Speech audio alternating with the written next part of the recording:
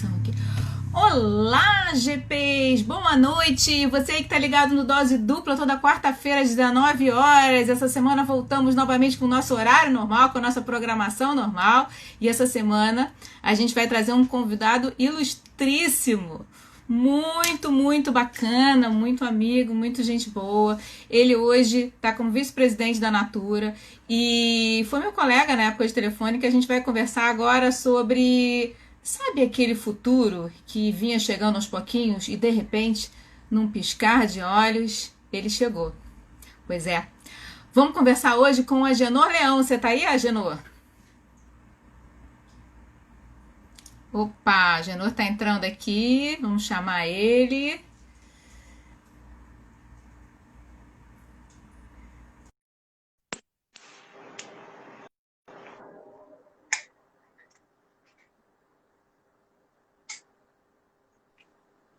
Olá, boa noite. Olá! Tudo bem, meu querido amigo? Que legal falar contigo aqui. Tudo bem, Gi? Boa noite. Boa noite, Tu- pessoal. Tudo bem. Tá me ouvindo bem? Tá me vendo bem? Tá tudo tranquilo? Super bem. Maravilha. Eu vou te fazer uma pergunta capciosa, Genô. E agora que o futuro chegou, Genô? Não me responde ainda não, tem muita coisa para a gente perguntar ainda. Bom, deixa eu apresentar nosso amigo Agenor. Esse cara eu conheço desde 1900 bolinha. A gente trabalhou junto na época da Telefônica e na época em que a gente ainda tocava projetos de messaging, né, Agenor?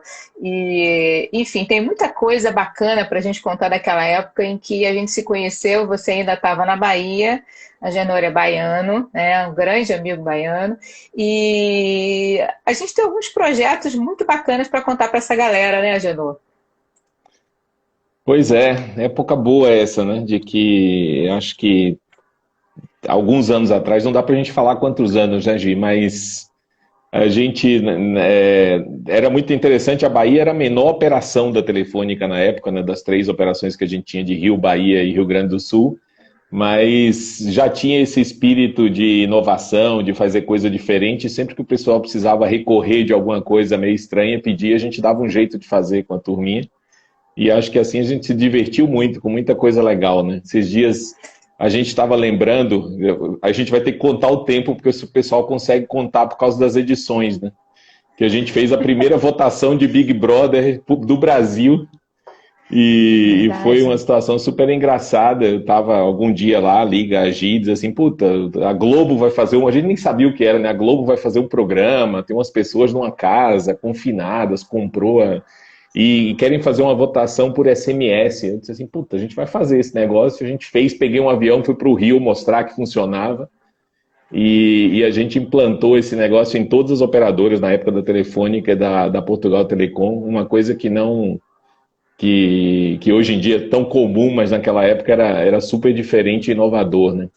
E eu estava brincando que o mais legal de tudo é que a primeira votação, o primeiro domingo, era um domingo de carnaval na Bahia.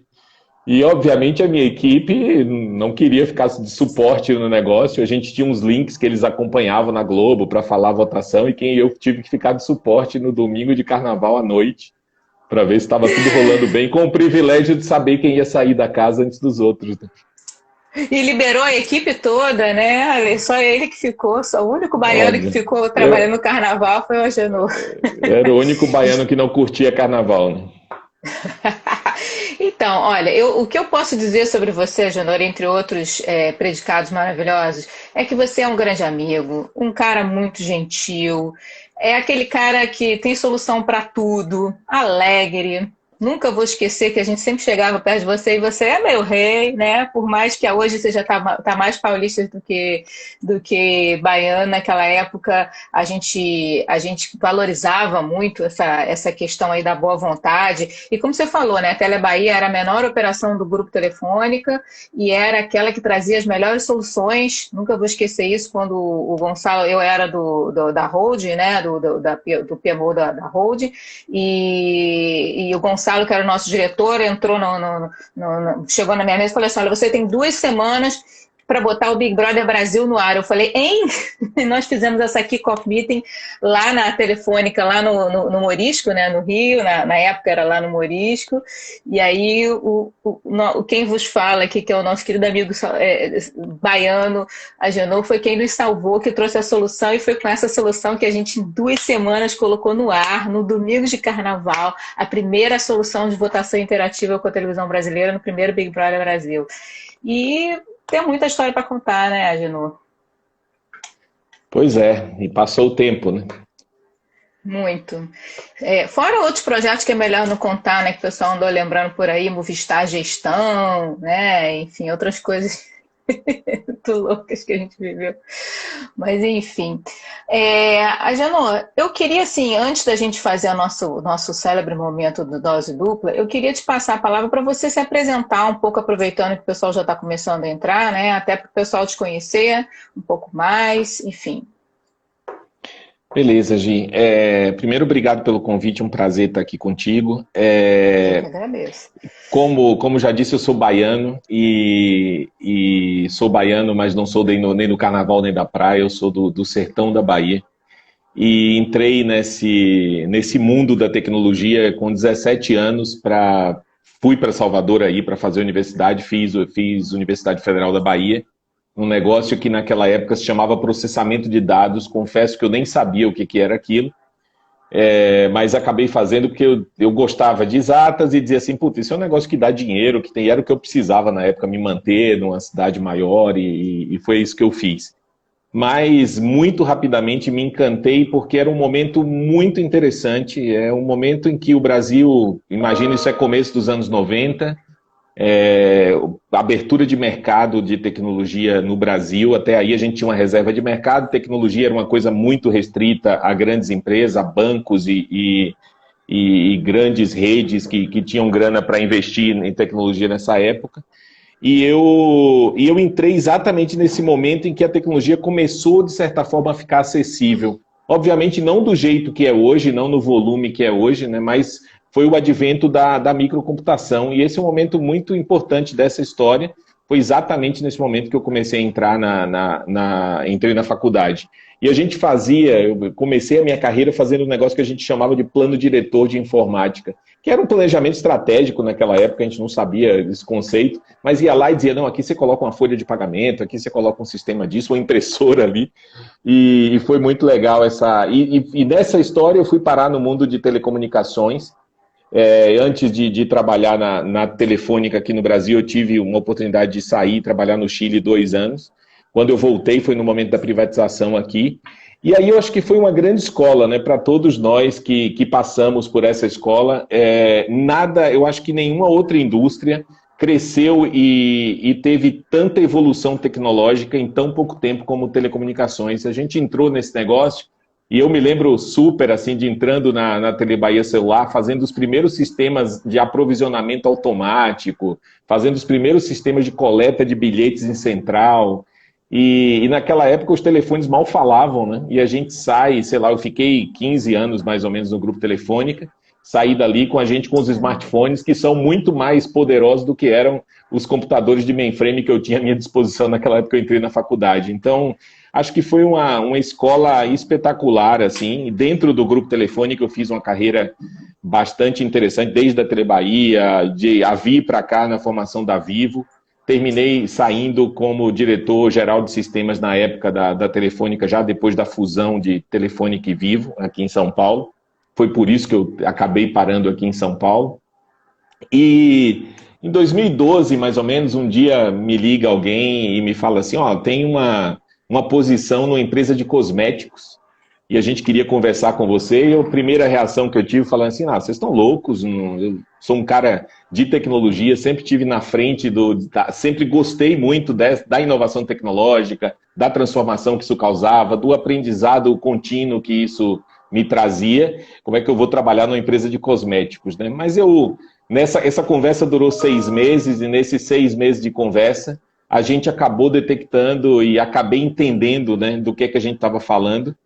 e era a Natura. E a Natura, nessa conversa, eu já percebi que essa empresa, mais do que uma empresa de cosméticos, era uma grande rede social.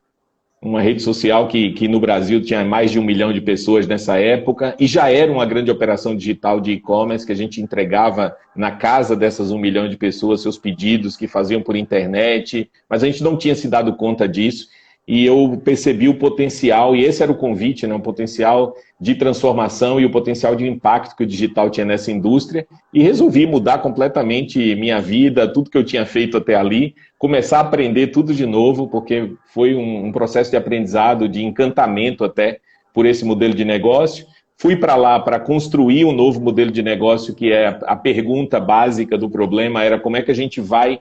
O consumidor está mudando, os hábitos estão muito mais voltados aos negócios de comércio eletrônico, não necessariamente esse modelo de negócio que a gente tem hoje com a venda direta é o modelo que impera para o futuro. Como é que a gente vai levando as consultoras para esse mundo digital? Então comecei essa startup desse negócio, que era um negócio de e-commerce, para as consultoras, para levar as consultoras para o mundo do e-commerce, e mais com a área de tecnologia.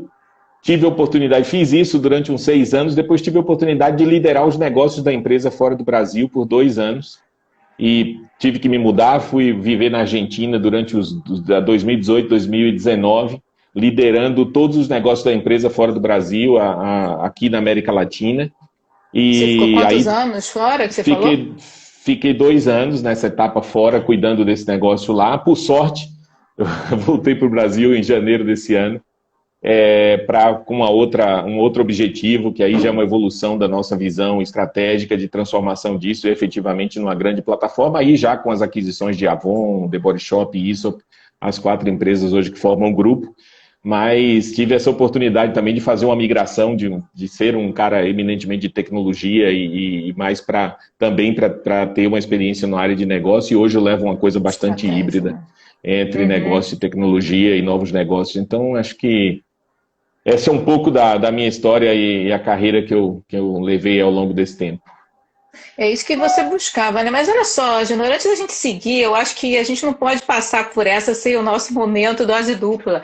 E a gente hoje vai fazer um negócio muito diferente, gente. A gente vai fazer um brinde especial ao meu amigo baiano, que hoje é mais paulista do que baiano. E em homenagem a ele, olha só o que eu trouxe aqui, galera. Uau! Nossa, o seu tá mais bonito que o meu. O meu é industrializado, tá, Gê? Então não tem tanto glamour não faz assim. Mal. Vamos fazer um tintim de água de coco? Tintim! Legal! Pois é, não tem um coco de verdade aqui, mas é engraçado, né? Simão, eu compro litros de água de coco, me mantém conectado aqui à origem. Então, eu não vou negar, eu adoro. Ainda é minha bebida preferida. Eu adoro água de coco, eu dou muita aula no Nordeste, né? E assim, o que eu mais gosto quando eu chego lá é que em tudo quanto é lugar que você vai tem água de coco natural. Então é muito bom. A gente geralmente fica aquele hotel assim, à beira-mar, né? Salvador e tal. E aí a gente olha, eu boto pra dentro. É água de coco. Sabe que essa história da água de coco tem algumas coisas engraçadas, né? Durante esse período que eu fiquei morando fora do Brasil, eu vinha a São Paulo para as reuniões de comitê executivo da Natura uma vez por mês. E sempre me hospedava no mesmo hotel. E eu chegava no hotel e tomava sempre todas as caixinhas de água de coco do frigobar. Um dia eu cheguei no hotel, era um domingo à noite, eu vinha, geralmente ficava domingo à quarta, por aqui. Cheguei um domingo à noite no hotel, quando eu me hospedei, tinha um coco natural, gelado na mesa do quarto, com uma cartinha do gerente do hotel, dizendo: senhor Agenor, boas-vindas, não sei o quê. Uma ação de CRM com coco, que eu acho que eles devem ter visto que eu tomava tanta água de coco do bar e ofereceram isso. E recentemente, tem uma startup de supermercado que eu uso muito aqui em São Paulo, dessas de delivery, e também compro caixas de água de coco dessas de litro aqui. E outro dia eles me mandaram um coco natural e um abridor de coco. Eu disse assim: eu sou a vítima do CRM de coco, de água de coco, em todos os lugares que eu vou, né? Então, bom, eu sou a vítima do mate, então. Eu sou a viciada no mate, eu sou a vítima do CRM do mate. Mas enfim, cara, você também tá envolvido aí com um certo aconselhamento de startups, né? Também tem todo esse viés aí que você também faz parte da tua carreira, né, Agenor? Dentro desse modelo do trabalho que eu tenho feito hoje, uma das coisas que a gente tem feito é ampliado a visão do negócio da empresa também para outras áreas, e a gente recém fez um investimento em uma startup, que é a Singu, que é uma startup de serviço de beleza, e eu tenho um papel de conselheiro lá, é o modelo que a gente estabeleceu até de governança para esses negócios. Já venho da minha história também ter investido e participado de outras startups e outras empresas também, como em posições de conselho. Acho que é uma forma interessante também da gente aprender, né? De estar em contato com negócios diferentes, de outras dimensões, é um aprendizado enorme e é um exercício de você conseguir se colocar em termos de outro, que às vezes é difícil para a gente que leva uma carreira no mundo corporativo em empresas grandes, e eu sempre digo, me ensinou muito ter começado a minha carreira em empresa pequena, ter começado lá na Telebahia, porque eu acho que o profissional consegue ter uma visão muito mais ampla de todas as áreas, uma visão muito mais holística, e a startup estar perto desse ecossistema da startup ajuda muito nisso. Ajuda a pensar um pouco também na evolução dos modelos de negócio, dos modelos de trabalho, né? A forma de engajamento das pessoas daqui para frente é muito diferente. Essa turma vem de modelos de engajamento muito diferentes do que a gente está acostumado e do que a gente teve durante a vida inteira da gente, do salário certo no final do mês, né? Estar em risco, estar buscando a maximizar o resultado do teu investimento. Então, eu gosto muito desse ecossistema, tenho participado ativamente de ações desse tipo, porque me interessa muito estar próximo e mais que nada para aprender com essas novas iniciativas, é uma forma da gente se manter jovem. E a Natura ganhou um prêmio esse ano, né? Dos 100 mais... como é que é o nome do prêmio? Sim, da 100 Open Startups. 100 Open é uma organização que olha para esse engajamento e nós ganhamos esse ano, em 3 anos consecutivos, a gente ganhou o terceiro, segundo e esse ano o primeiro, a empresa mais engajada com o ecossistema de startups no Brasil. Então, temos bastante orgulho disso. Pelo cuidado, e aí é uma marca bastante forte, e essa história nasceu de uma forma muito interessante, né? Um dia eu fui convidado para participar de uma discussão no Cubo, aqui em São Paulo, no Cubo do Itaú, com um grupo de startups e tal, e eu estava no painel dessa discussão, e no final um empreendedor levantou a mão e disse assim, puta, você está falando esse monte de coisa legal, está dizendo que vocês adoram trabalhar com startup, mas eu estou tentando fazer uma prova de conceito com vocês e eu não posso fazer essa prova de conceito, porque o contrato o NDA que vocês pediram para assinar fala que todo e qualquer produto que for desenvolvido no âmbito dessa prova de conceito é de propriedade de vocês. E a única coisa que eu tenho é a minha ideia, a minha empresa é muito pequena. E eu disse, puta, a gente está errando na forma que a gente está fazendo, tratando os caras como se fossem empresas grandes, vamos criar um processo e uma dinâmica para conseguir trabalhar com essas pequenas empresas. Então, foi assim que a gente começou com um programa que a gente chama Natura Startups, até para a gente conseguir se preparar para isso e trabalhar com isso de uma forma mais coerente.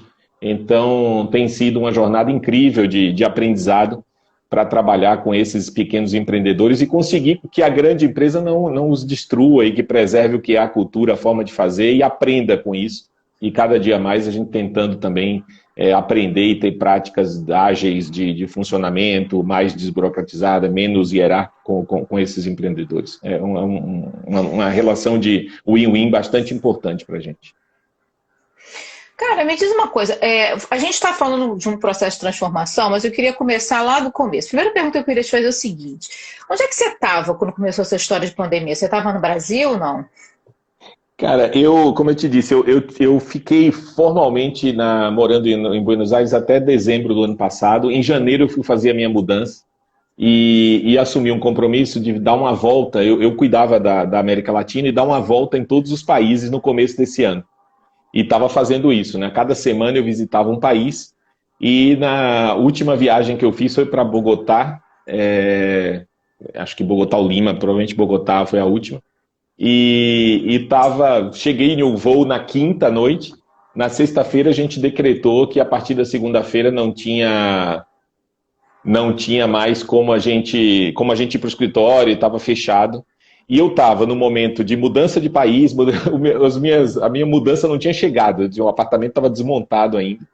E não só isso, né? A gente estava montando uma área nova, com uma pegada bastante diferente, do modelo de trabalho bastante diferente, uma área que está totalmente baseada em modelos ágeis de funcionamento, e que a gente durante muito tempo, tinha feito muitas provocações, dizer, puta, realmente os ficar juntos, tem que estar aqui, não dá para algumas pessoas estarem remotas, não dá, o modelo tem que as pessoas estarem aqui, tem que fazer a daily todo dia e tal, e da noite para o dia aquilo acabou, e tinha que fazer a daily remoto, e tinha que fazer tudo funcionar remotamente. Deixa eu só fazer um parêntese, que tem maior galera de gestão de projetos aqui. Olha só, vocês estão ouvindo, quem está falando é o vice-presidente da Natura, ele está falando com linguajar totalmente mindset ágil. Então, quando a gente fala aqui nas nossas lives sobre gestão de projetos vamos dizer assim, com abordagens ágeis, é isso aí. O cara está dentro do dia a dia e o linguajar, o mindset já é totalmente voltado para squad, para daily meetings. Ele já tem até a linguagem, né?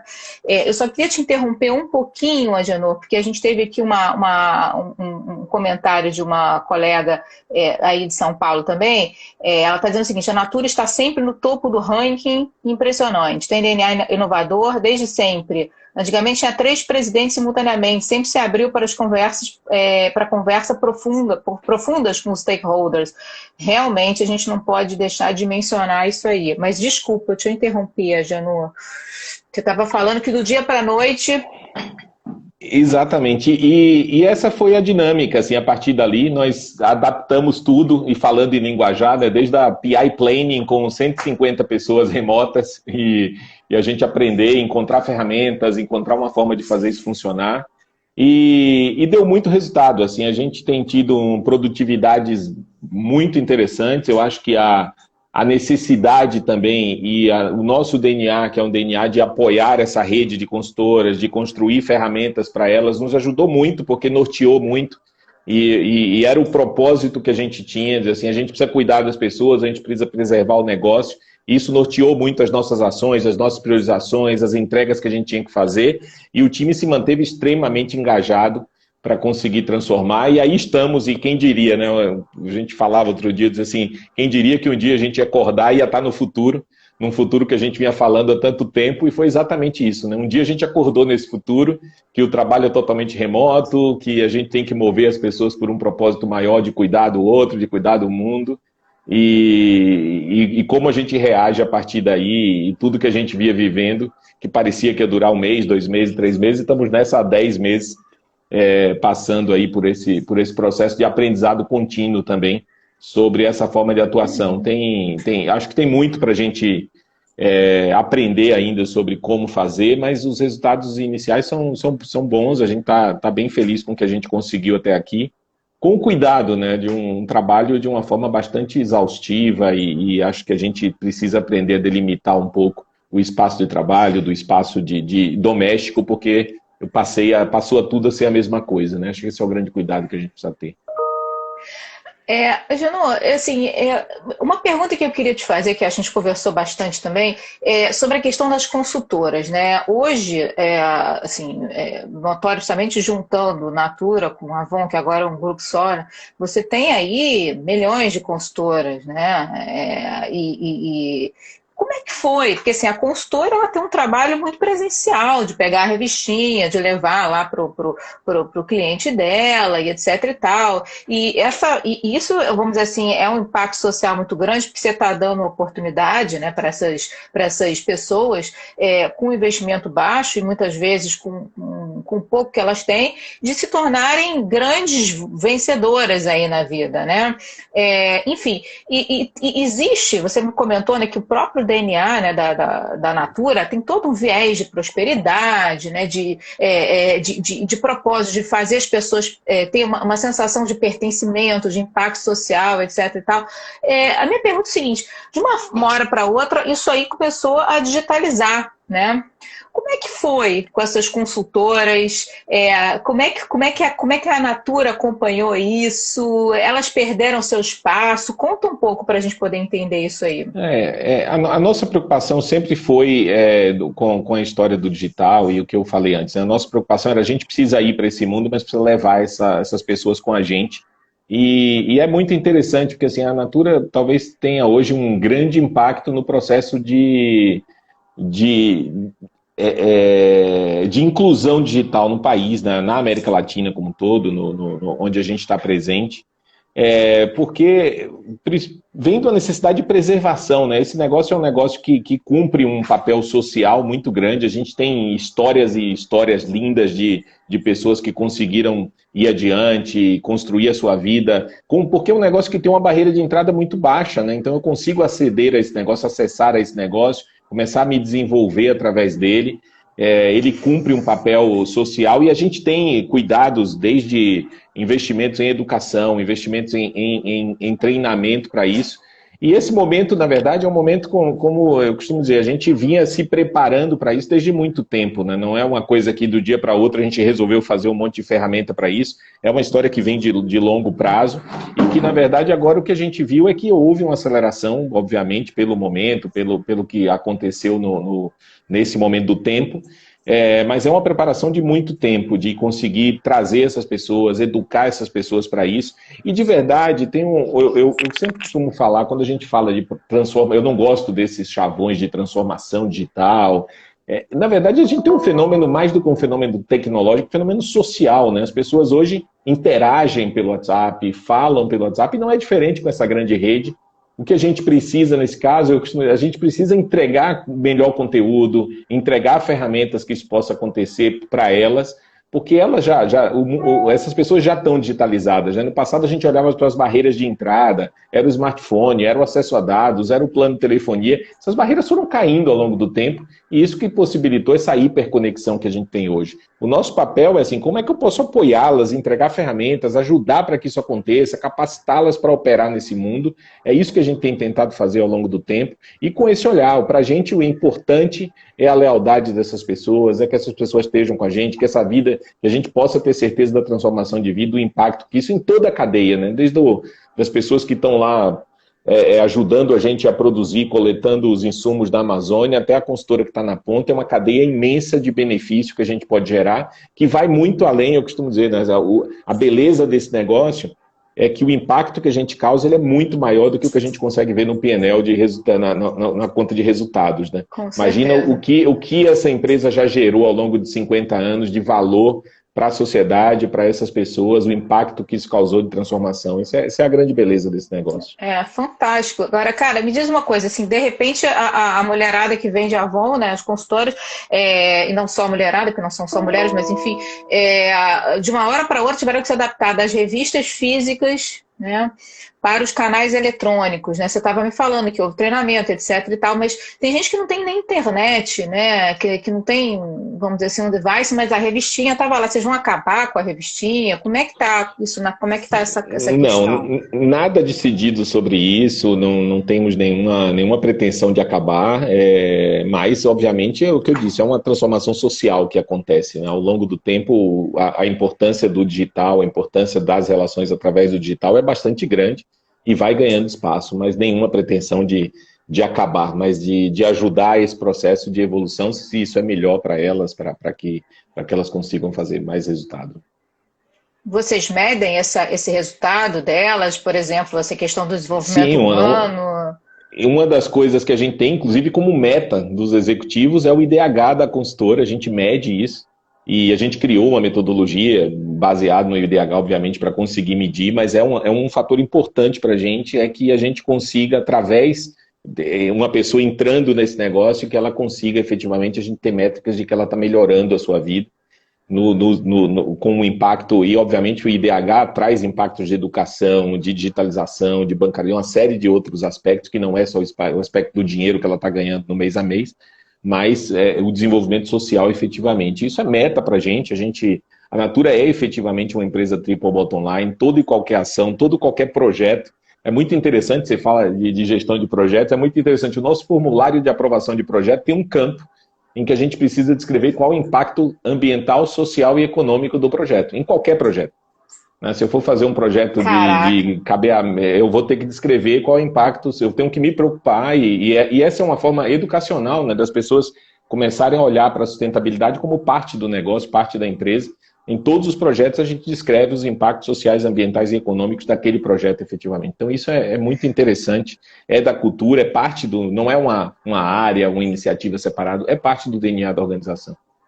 Você sabe, Agenor, a gente estava falando sobre essa questão de emissão de carbono, etc e tal. Eu ontem estava assistindo um webinar com vamos dizer assim, um cara que eu gosto muito, que fala muito bem, o Arthur Igreja, e ele estava falando sobre um assunto que eu achei interessantíssimo, que ele foi fazer uma palestra, né, para um grupo de alunos asiáticos, e ele falando, né, que ele era palestrante, que ele viajava para muitos lugares, que ele, né, levava o conteúdo dele para muitos lugares. Aliás, desculpe, não foi asiático, mas foi alemão, não me lembro exatamente, mas acho que foi alemão.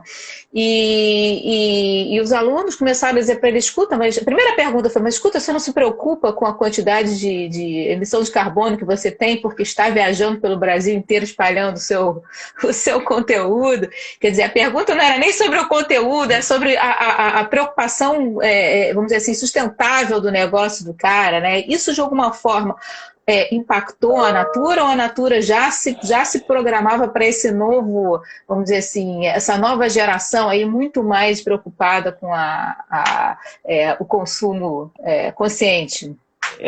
Nós começamos a fazer isso e olhar para isso muito antes disso ser uma preocupação da sociedade, né? E é interessante isso porque é mais caro fazer.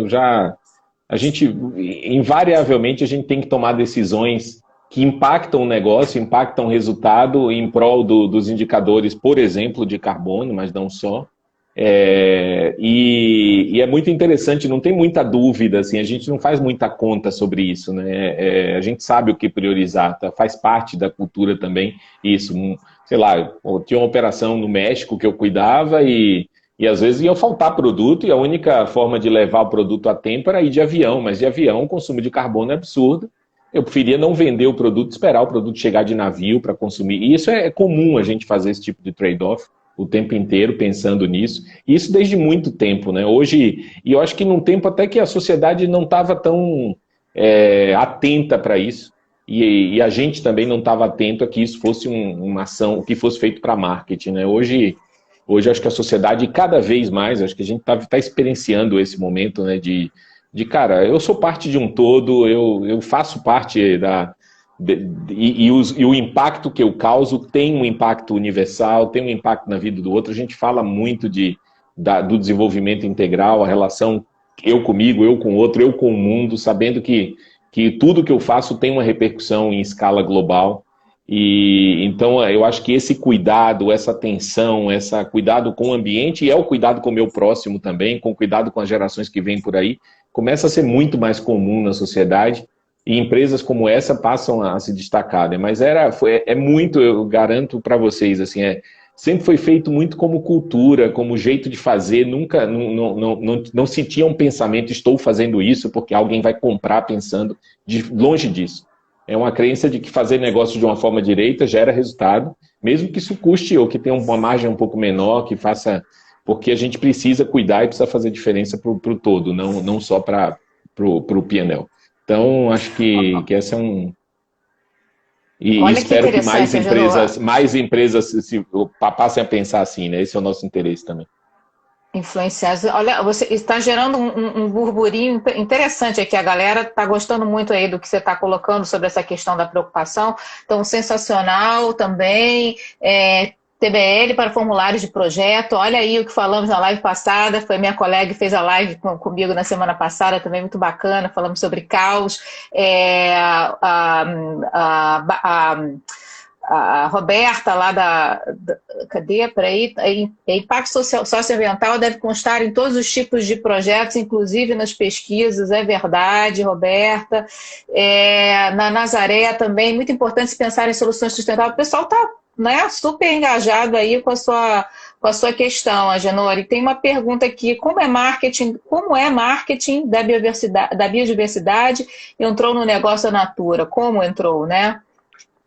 Olha, esse é um projeto que tem mais de 20 anos, né?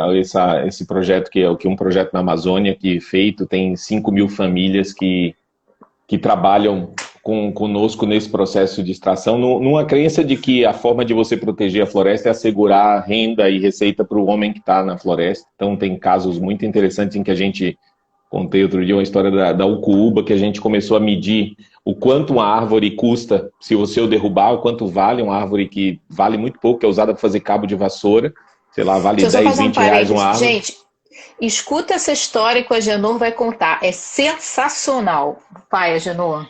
E o que a gente, até para educar as pessoas, a gente começou a medir o quanto essa árvore gera de fruta por ano e quanto ele poderia ganhar vendendo a fruta para a produção do insumo que a gente faz o produto final e vende o produto acabado.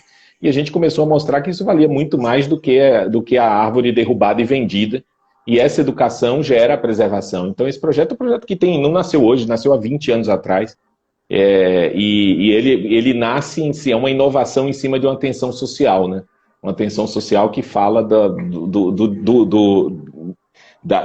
derrubada da floresta e da necessidade de receita. A floresta é derrubada porque as pessoas têm que gerar renda através disso. Então esse é um lindo caso de fazer muito antes do tempo, muito antes disso virar moda ou virar marketing necessariamente. Então, você estava me contando que essa questão como é que chama? É Ucuúba, né, que você falou. Eles derrubavam a árvore e ganhavam alguma coisa em torno de 10 reais, né, por árvore para fazer a vassoura com a árvore, não é isso? Isso, exatamente. Tem alguém dizendo que participou do nascimento do projeto aqui, que lindo. Parabéns. Eu participei do nascimento da linha Ecos, bacana. É a Patrícia Galante, foi minha entrevistada semana passada. Ela é sensacional também. É um lindo projeto que tem uma cadeia, é um modelo de negócio, né? Não é uma linha de cosméticos, é um modelo de negócio inteiro, é muito lindo. Bacana, show de bola. E aí, assim, o que o Agenor estava me contando é que essas frutinhas, né, da árvore, elas se descobriu que elas faziam uma espécie de hidratante, não é isso, Agenor? Isso, é uma manteiga hidratante muito leve e super poderosa, e isso é descoberto também conversando e conhecendo as pessoas da floresta, né? Certo. E aí, quer dizer, ao invés das pessoas ganharem, sei lá, 10 reais para vender árvore, para fazer cabo de vassoura, começaram a ganhar muito mais, né, vamos dizer assim, pelo uso das frutas da árvore e mantendo o ecossistema ali, né?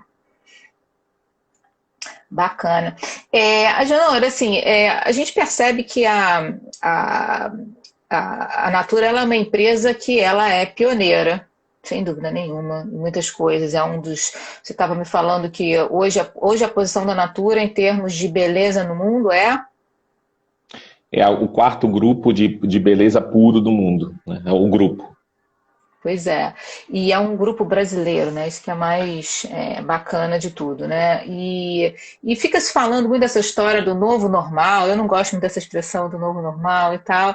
E aí pintou uma outra expressão que, na minha opinião, veio para ficar, que é o now normal, né? A gente está vivendo um agora, não é mais novo há muito tempo, né?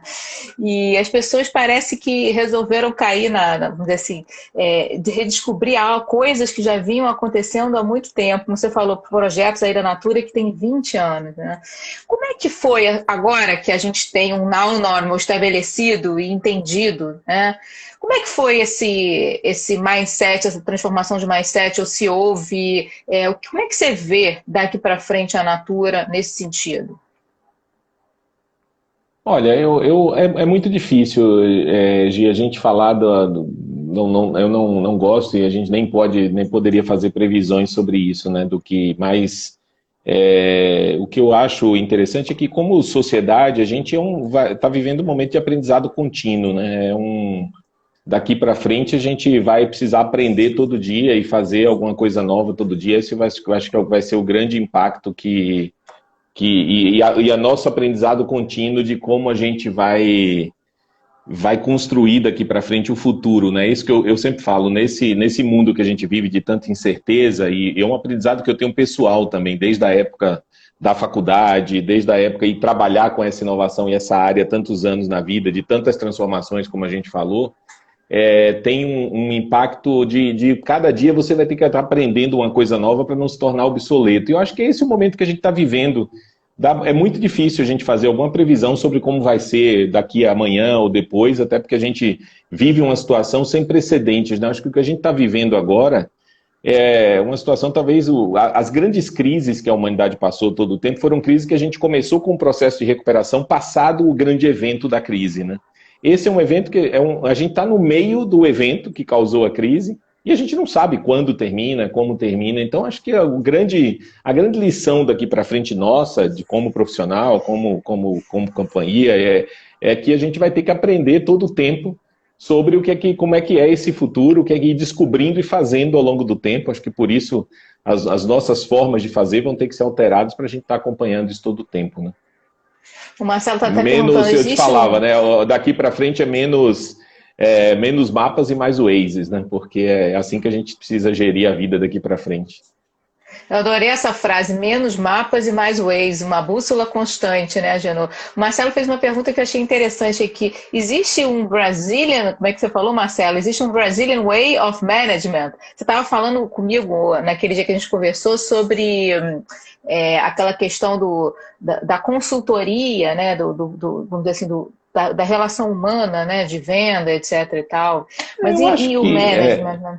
A gente tem uma questão eu acho que é dos latinos, né, nosso, né, a nossa forma de nos relacionar e de gestão é sempre uma forma muito mais relacional e acho que não é de uma empresa, de outra empresa, né, a gente tem esse DNA da relação, da construção coletiva, da discussão, o executivo brasileiro, assim, o executivo latino é dessa forma, né, acho que esse é o nosso modelo de atuação, um modelo de muito consenso, de muita conversa. Em geral, é desse jeito. Se eu te falasse de um modelo de gestão brasileiro, é esse. É um modelo de cuidado, de relação, nós estamos longe de ter um modelo de gestão mais colonizador. É um modelo de consenso, de colaboração, de trazer as pessoas para perto. Eu acho que essa é a nossa grande marca, né? Como povo, e não deixa de ser também como profissionais e como executivos, né? O pessoal está colocando aqui o seguinte, que agora a Natura, teoricamente, ela comprou a Avon, né? Então, a cultura da Natura ela vai ser espraiada aí para todas as empresas que fazem parte do grupo. Como é que fica esse choque cultural? Olha, eu acho que cultura é uma coisa que se tem alguém falando da Betânia. A Betânia está muito próxima da gente nesse processo, da Betânia Tanuri aqui.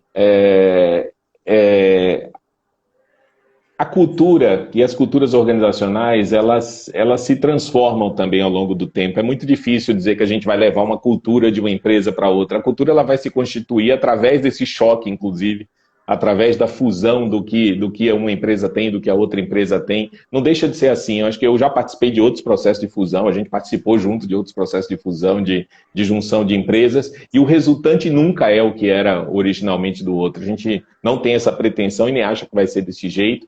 Agora, existe uma coisa que é muito importante, muito cara aqui para a gente, que são valores e princípios. Isso sim, eu acho que tem que ser compartilhados e que tem que ser únicos para que a gente esteja junto. Como em qualquer relação, nas relações profissionais, nas relações de empresa, acho que se você não houver um compartilhamento de valores e princípios, as coisas não funcionam e é por aí que vão, né? Acho que a cultura resultante vai ser uma cultura resultante, vai ser uma soma de culturas, mas acho que valores e princípios é muito importante que sejam congruentes, que estejam dentro do mesmo rol de possibilidades, senão aí há choques que são muito difíceis de resolver. A Nazaré está até te respondendo aqui, que ela usou a Betânia como referência na tese de doutorado dela, sim, né? E a Patrícia da Regenerativa está colocando, mas a Avon nasceu de um propósito também muito bonito. Exatamente, exatamente. De crise. Lindíssima. A Avon tem na sua essência, é muito interessante. As 4 empresas que formam parte do grupo hoje, cada um tem uma essência muito bonita, muito particular. E acho que a Natura a gente conhece muito, a The Body Shop é uma empresa que tem uma história linda com o nascimento com a Anita Roddick, que é uma empresa ativista de causas e muito ativista. A gente é mais introspectiva, eles são muito mais ativistas. A gente, estou falando a gente, nós também. E aí só prima por uma qualidade, um luxo da forma de se mostrar, de se colocar, muito natural e também é muito, muito bonito. E a Avon é isso, a Avon nasceu como essa grande força de empoderamento, de cuidado com mulheres, há 140 anos, no momento em que as mulheres nem votavam nos Estados Unidos, né? E é uma proposta de um negócio para mulheres numa sociedade ainda extremamente machista. E dá para dar a essas mulheres, é muito linda essas histórias, porque assim, a mulher se empodera através desse negócio, muitas vezes para sair de uma relação abusiva. E a Avon serve como instrumento. O Instituto Natura, o Instituto Avon é um grande impulso nisso. Durante a crise, a pandemia, agora a gente olhou muito para a história da violência de gênero, né, de como ajudar também, criar ferramentas para cuidar, porque se acelerou muito o tema da violência doméstica no momento da pandemia. Então, cada uma tem seu jeito, sua essência, mas tem uma congruência de valores, de querer transformar o mundo, de querer gerar impacto positivo, que é comum a todas essas marcas. Isso é que é o mais legal dessa história. Eu acho muito legal. E como grupo, a gente tem uma máxima que assim, a gente não quer ser o maior, a gente quer ser o melhor grupo de beleza para o mundo. Isso que vale.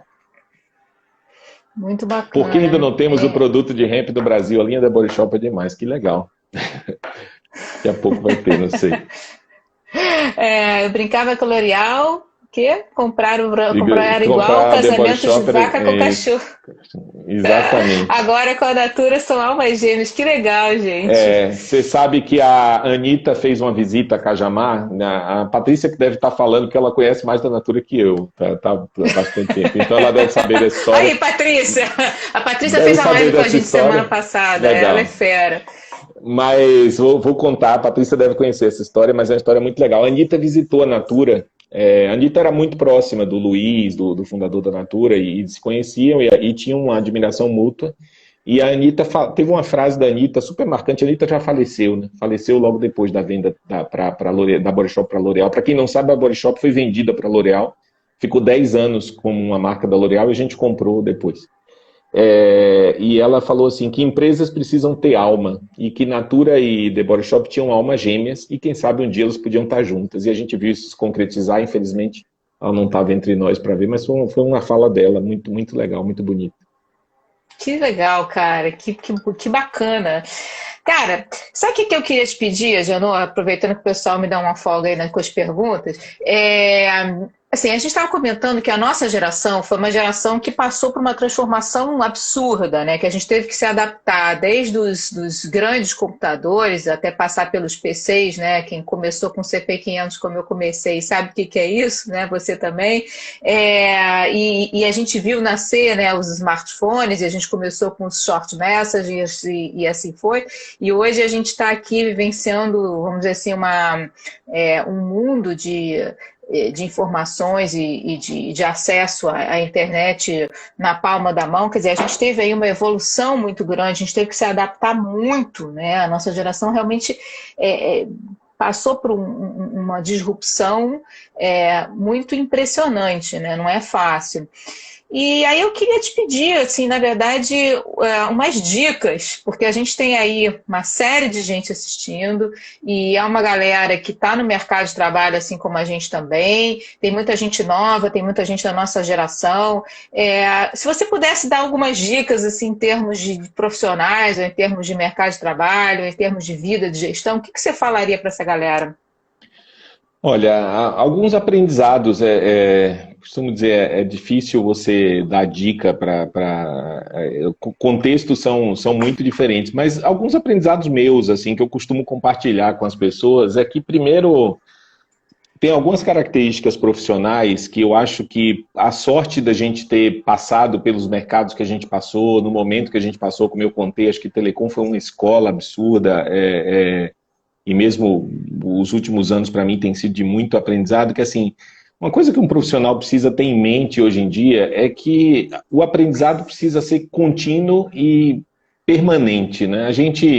Eu costumo dizer, as coisas que eu aprendi na faculdade hoje estão totalmente obsoletas, né? A gente foi vivendo uma transformação que, se a gente fica parado no tempo e não tem esse desejo e essa fome de aprender, a gente fica obsoleto muito rápido. Eu acho que o mercado vai requerer cada vez mais esses profissionais que buscam, que têm fome de aprendizado. A gente hoje tem um mundo de disponibilidade de informação, de dados, e ter essa capacidade de filtrar e aprender e evoluir com o tempo é extremamente importante. E para isso, costumo dizer, a palavra-chave para mim dessa história é resiliência, para você se reinventar todo o tempo, né? A gente vai precisar se reinventar várias vezes, as carreiras vão durar muito mais tempo do que eu durava no passado. Essa nossa ideia do passado também, das gerações anteriores, de que você ia entrar e ia construir uma carreira muito fixa e flui e ao longo do tempo determinada, também terminou. Então, a gente precisa aprender a inventar essas outras carreiras que a gente vai viver. Eu acho que essas são os grandes valores que a gente vai ver nos profissionais da frente. Essa curiosidade, essa capacidade de aprendizado, essa fome de entender, de saber. E eu acho que tem uma coisa muito importante que vale para as organizações, vale para os profissionais. Cada vez mais a gente vai precisar cuidar do impacto do que a gente está fazendo. Essa história da pergunta do alemão, assim, cara, o que eu estou fazendo está contribuindo, está gerando um impacto positivo para o mundo, não só para mim, mas para a sociedade que eu vivo, qual a transformação que está causando. Isso vai ser um fator de sobrevivência para a gente daqui para frente. Então, acho que assim, a gente precisa ter essa noção do que eu faço tem impacto no todo. Eu não estou sozinho nesse mundo, não vai ser interessante para mim eu ter riqueza se no mundo tem fome. E os profissionais precisam buscar, e as empresas vão ser os grandes responsáveis por essa transformação na sociedade que a gente precisa viver, né? Essa consciência de mundo, essa consciência do outro, essa consciência do impacto positivo que a gente precisa causar, precisa estar em cada um de nós para que a gente possa... É uma razão de sobrevivência para o futuro, de deixar alguma coisa legal para as próximas gerações. Então, acho que isso é muito legal. Eu costumo dizer, eu sou muito otimista, porque eu vejo meus filhos são muito melhores do que eu nisso. Tem uma consciência muito antes do que eu tinha, e a gente precisa educar essas pessoas para trazerem isso para o mundo, né? Acho que o que a gente está vivendo hoje é um reflexo claro de que não adianta eu estar feliz aqui na minha casa, se tem gente passando fome, se tem gente que não tem acesso à saúde, se tem gente que tem necessidade. A gente precisa gerar impacto para que esse mundo seja melhor para o futuro. Olha, e tem algumas coisas que eu queria te falar antes de botar essas perguntas aqui no ar que chegaram aqui, são muito boas. A primeira que eu queria te fazer, você tem um filho que está, né, que em breve será universitário, não sei se vai seguir alguma carreira na área de tecnologia ou não. O que você fala para o teu filho numa hora dessa? Meu filho, procura isso, ou então foca naquilo. Como é que é o pai, né? Hoje é no pai. É muito interessante. Meu filho tem 17 anos e é um programador já, né? Então, e é muito engraçado, ele começou a fazer alguns projetos de impacto, né? Uma das coisas que ele fez, ele criou um bot, saiu na mídia até, ele tinha criado uma história de um bot para ser usado nesse ambiente gamer, que é o ambiente que ele circula, para conseguir banir pessoas que assediavam as meninas que jogavam. Então, essas coisas me surpreendem, né? Assim, puta, como é que o moleque de 15, 16 anos está preocupado com isso, né? Sabe disso, tem essa consciência de mundo. E uma das coisas, por acaso, essa semana ele recebeu uma proposta de emprego, de novo, outra vez, de vez em quando vem essas coisas, eu falo, cara, essa carreira é uma carreira muito legal, né? Muito cedo, a gente tem uma demanda para o profissional de tecnologia absurda no mercado hoje, uma deficiência, está fervilhando isso, né, nesse momento. Mas você cuida de aprender na hora que você pode aprender, diferente da minha história, que tive que muito cedo ser responsável por mim, eu disse assim, eu posso te cuidar por enquanto. Então, porque eu acho que o aprendizado e o aprendizado de base, por mais que a gente já tenha alguns paradigmas sendo quebrados, a educação hoje não é mais essa educação formal que a gente viu nos bancos das escolas. Eu acho que tem uma questão do aprendizado fluido. Eu costumo dizer, se eu quero saber o que está acontecendo no mundo, eu pego o telefone e escrevo um WhatsApp para o Pedro, para o meu filho, e ele sabe o que está acontecendo, o que está agora. O cara é super conectado. E esse é um aprendizado dele, né? A forma de aprender dele. Mas ainda é preciso, eu ainda insisto com ele, uma forma cara, muito menos formal, né, de aprender, exato. né, que são as comunidades de prática. O cara quer saber um negócio, entra na internet e busca saber, ele não vai aprender na escola, né? Mas eu tento ainda levá-lo para não se desestimular do fato de buscar, de entender, de fazer uma educação formal, porque eu acho que ainda nossa sociedade, nossa forma ainda vai fazer falta. Então a gente ainda não tá preparado para isso, né? Para esse momento tem que dizer, cara, vai, aprende com o mundo e começa a trabalhar mesmo, é o que você quer. Ainda faça um papel de pai chato, dizer, cara, vai ter que fazer uma faculdade, vai ter que estudar. Apesar de que eu vejo que ele, cara, a quantidade de conhecimento que ele absorve dessas interações do mundo hoje é lindo, é absurdo. Assim.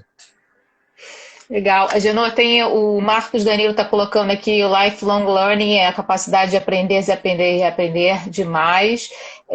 A Roberta da Fiocruz está colocando, porém mensurar o impacto social não é simples, né? Não sei como é que a Natura faz isso, mas enfim. Alguém está perguntando aqui sobre a linha vegana, Felipe Figueiredo, da Natura. Tem sim, não estava declarado em lugar nenhum. Breve você vai ver na linha Ecos escrito, você vai ver cada vez mais escrita nas embalagens. Vou dizer, não tinha nenhuma preocupação com isso de falar, mas agora o relançamento de Ecos agora vai vir na linha, não está aqui, eu tenho alguns produtos novos aqui, já vai vir escrito vegano, e alguns já vão começar a vir escrito. A grande maioria, 100% é vegano. A Patrícia está perguntando que a Natura teve que educar, entre aspas, os acionistas, ou a pressão deles obrigou a algumas desconcessões no meio do caminho, encontrando o meio termo no exercício das crianças, né? Olha, não, assim, fomos muito fiéis, por sorte. Eu acho que as pessoas entenderam e viram valor e cada vez mais estão vendo valor nisso, né? Tem um movimento muito forte de valorização, inclusive, de negócios dessa natureza hoje em dia. Agenor, antes da gente passar para a tua mensagem final, você me comentou que você tem uma lojinha, né, de produtos Natura também, né? Então, você sabe que essa é uma história muito legal, né? Você precisa beber do veneno que você faz e eu, desde o começo lá, a gente criou esse modelo de venda digital, né? Então, hoje você pode entrar na Natura e você entra lá, escolhe o teu consultor e compra do teu consultor.